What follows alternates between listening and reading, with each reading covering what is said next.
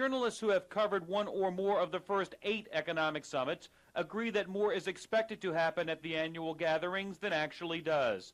But the mere fact that the top political leaders of North America, Europe, and Japan are in one place at one time is reason enough for the major newspapers, wire services, and other branches of the media from all over the world to flock to wherever the summit is being held.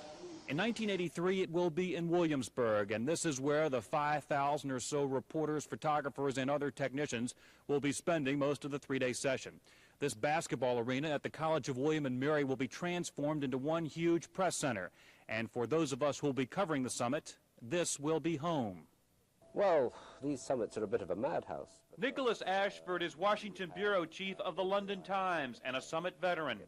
Because all the meetings of the leaders and their delegations are held behind closed doors, he says it's difficult to really know what has been discussed. You often find that the real story of the summit doesn't come out until, a week or two afterwards, when you've got time to talk to the cast of characters sort of in a slightly more leisurely fashion, and they also know what happened. I mean, I think one of the features of these summits is general chaos.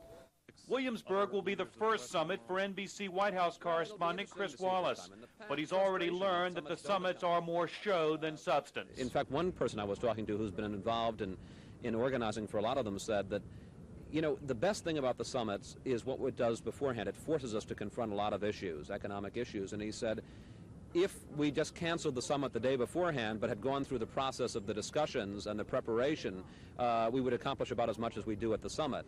There will be a difference, though, at Williamsburg. In the past, the statement made by the leaders at the end of the summit was actually written before it began.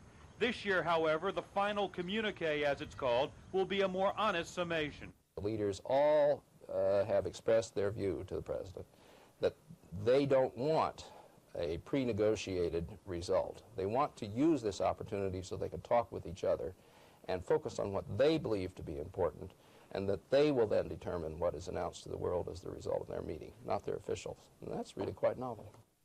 Tomorrow, the VIP's best friend in Williamsburg. This is Joel Rubin, The Daily News.